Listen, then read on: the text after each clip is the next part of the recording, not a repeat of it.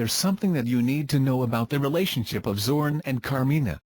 Watch this. Most people believe that Carmina Villaroel and Zoren Legaspi's relationship is the real goals. They claim that they admire how this couple manages to keep their relationship strong despite having hectic schedules because of their work. Yung realization, after nung umalis siya, tapos na-realize mo. Gano'ng katagal yung tatay? Years? Oh, mag-iisang taon yun, Han. Oo, yun. Mag-isang taon. So I was really so devastated. And now, in their guesting on Vice Ganda's late-night show, the most admired couple, Carmina and Zoren, has finally revealed the shocking secret in their relationship. Most people believe that Carmina Villaroel and Zoren Legaspi's relationship is the real goals. They claim that they admire how this couple manages to keep their relationship strong despite having hectic schedules because of their work. Invite you to watch the video. Davao tragedy. One of the suspects had a massage in the night market before detonating the bomb. Watch here. Recently, the PNP announced that they are now on hunt for the 3 persons of interest responsible for the Davao City blast on Friday night of September 2nd. They also confirmed that the suspects used a cell phone to trigger the improvised explosive device, IED, which they assumed as a 6mm mortar round. As they further the investigation, they found out that one of the suspects even sat down for a massage in one of the stalls in the night market. One witness, Alvin Peleo, one of the lucky ones who were not in the area when the explosion happened, confirmed that one of the suspects paid for a massage service and left a bag in the stall. The bag was the suspected IED. As of now, the PNP has 8 witnesses and 8 CCTV footages to help them solve the case. Justice Secretary Vitaliano Aguirre confirmed that they will be sending a team of investigators from the NBI as well as fiscals from the Department of Justice. He also assured that once the team gets a lead to the suspects and accumulates sufficient evidence, they will immediately file a case against them to serve justice to the more 10 victims who died and over 60 other injured. Meanwhile, as per the President's order, Davao City has intensified their security and have patrols 24/7 especially in the exits and checkpoints of the city. Invite you to watch the video. PNP Chief Beto links abuse Sayyaf and drug lords to Davao explosion. Read why. The Philippine National Police, PNP, Chief Director General Ronald Beto de la Rosa raises a new angle on seeking justice for the Davao bombing last Friday in southern Davao. They are not ruling out the possible involvement of drug lords in the September 2nd explosion, even from the fact that the abuse Sayyaf already admitted to the crime. Aside from the abuse Sayyaf, now we suspect Nalgana Manila yan to ease the tensions are ongoing military and police operations against them. Nanjing par and young asang angle na pinagshutunan natin and G. Penson, young narco-terrorism, he said. PNP Chief Beto explains in a press briefing last Monday that the blast may be connected to the administration's war on drugs. De la Rosa stated that it's not impossible for drug lords to cooperate with the abuse Sayyaf, because after all, they are all about the money. So kung akawi mayaman na drug lord, pwede ko bawaran abu Sayyaf. Pwede ko bajin ng pura, sajbumamakayo. You don't have to kidnap people. After all, mga terrorist tong mga ito, he added. Though there were no drug lords mentioned on the statement of an Abu Sayyaf spokesman, Abarami, that the attack was to serve as a sign of unity of groups that pledged their allegiance to Islamic State jihadists in Iraq and Syria, as he warned of similar strikes. The police are not yet done with the investigation of the case, as there are many statements that may help develop and find a lead to whoever is responsible for the blast. Witnesses said they heard one loud noise before 11 p.m., followed by smoke. They also said the explosion came from a massage parlor in the middle of the street where many were left bloodied around in shock over the blast. At this moment, the PNP carries 3 major persons of interest related to the incident, 1 man and 2 women. Invite you to watch the video. Busted, shocking man got into a car accident, 17 girlfriends came in the hospital. What a mess.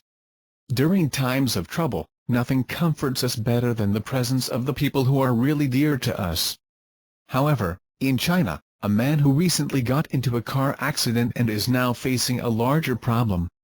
Yuan, the victim in the accident, has only minor injuries. However, 17 of his girlfriends showed up in the hospital. Apparently, They don't know about each other. They all came because the doctor's victim contacted them, thinking that they are relatives. South China Morning Post stated that the women were all surprised to discover the secret of their boyfriend. A woman named Xiao Li, who has been with Yuan for 18 months, cried a river when she got the news that her darling got into an accident. "I was really worried when I heard that he was in the hospital. But when I started seeing more and more beautiful girls show up, I couldn't cry anymore," Xiao said. Xiao made a move by making a group chat with all of the girlfriends and found out that Yuan already has a son with one of the women named Wang Feng. Wang said that, "What can I do now? I don't love him anymore, but I do love my son." Xiao Ting, another girlfriend, was so devastated because she thought that Yuan was her Mr. Right. She already has a plan for their wedding when the accident happened. But the revelation that made everyone stunned is that he is being financially supported by a few of his girlfriends, one of them doing it for 9 years. His modus is simple yet very effective. He first contacts that girl online and makes them trust him, before eventually borrowing money from the girl. Another shocking revelation is that he has faked school documents in an engineering firm so that he'll be employed. Another report stated that Yuan will be traversing fraud because of what he did. However, here's the real deal: what's worst? Ending up in prison or facing the fury of 17 women? But the revelation that made everyone stunned is that he has been financially supported by a few of his girlfriends, and one of them has been doing it for 9 years. Surprisingly, all of them are not for show. His modus is simple yet very effective. He first contacts that girl online and make them trust him, and then eventually borrows money from the girl. Another shocking revelation is that he has faked school documents in an engineering firm so that he'll be employed. Another report stated that Yuan will be traversing fraud because of what he did. However, here's the real deal: what's worst? Ending up in prison or the fury of 17 women? Invite you to watch the video. Duterte reaffirms his deadly anti-drug campaign. Philippine President Rodrigo Duterte defiantly reaffirmed his controversial campaign against drugs Tuesday and called for a redoubling of crime-fighting efforts across Southeast Asia as he prepared to face two prominent critics of his policy, President Barack Obama and UN Secretary-General Ban Ki-moon. "We shall not be cowed. We must press on," he declared in a speech at a business and investment conference on the sidelines of a summit of the Association of Southeast Asian Nations, which he is attending. He called for increased use of intelligence gathering and more arrests. The summit has been overshadowed by his use of profane language toward Obama. Duterte also threatened earlier to pull the Philippines out of the United Nations over criticism of his crackdown on illegal drug trade that has led to a wave of extrajudicial killings. More than 2,000 people have been killed since June 30, when he took office after winning the election on a promise to fight crime and corruption. On Wednesday he is to attend a gala dinner with both Obama and Ban, as well as join a meeting that the two leaders will have with ASEAN heads of state and government. Earlier Tuesday, Duterte expressed regret over his son of a bitch remark while referring to Obama, in a rare display of contrition by a politician whose wide arc of profanities has unabashedly targeted world figures including the Pope. In a statement read by his spokesman, Duterte said his strong comments in response to questions by a reporter elicited concern and distress. "We also regret it came across as a personal attack on the U.S. president." Duterte made the intemperate remarks Monday before flying to Laos.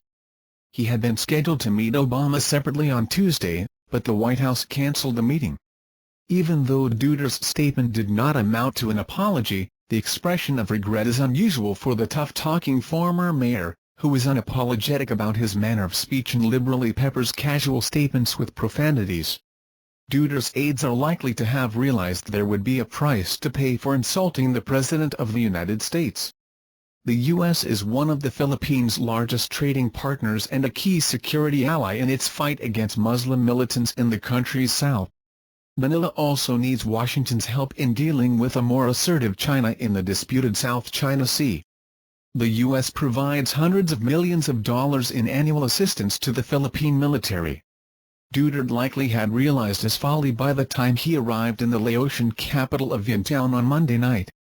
Speaking to reporters here, he said, "I do not want to quarrel with the most powerful country on the planet. but immediately returned to his typical combative approach, saying, "Washington has been so liberal about criticizing human rights abuses, human rights and human rights.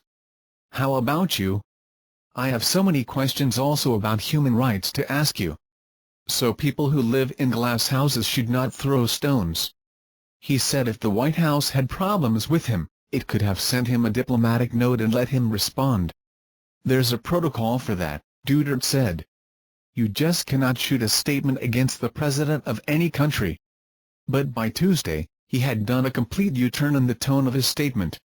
"We look forward to ironing out differences arising out of national priorities and perceptions, and working in mutually responsible ways for both countries," his statement said. How it started. The flap over Duterte's remarks started when a reporter asked him how he intended to explain the extrajudicial killings of drug dealers to Obama. Duterte responded, "I am a president of a sovereign state and we have long ceased to be a colony. I do not have any master except the Filipino people, nobody but nobody. You must be respectful. Do not just throw questions. Putang ina, I will swear at you in that forum," he said, using the Tagalog phrase for son of a bitch. Duterte has previously cursed Pope Francis and UN Secretary-General Ban Ki-moon. "Who is he, Obama, to confront me?" Duterte said, adding that the Philippines had not received an apology from the United States for misdeeds committed during its colonization of the country. He pointed to the killing of Muslim Moros more than a century ago during a U.S. pacification campaign in the southern Philippines, blaming the wounds of the past as the reason why the South continues to boil with separatist insurgencies. Duterte has had a troubled relation with the United States, criticizing its inability to stop violence in the Middle East and Africa, and citing U.S. police shootings of black Americans. He has also taken a more conciliatory position with U.S. rival China. Philippine-China ties were strained under Duterte's predecessors due to territorial conflicts in the South China Sea.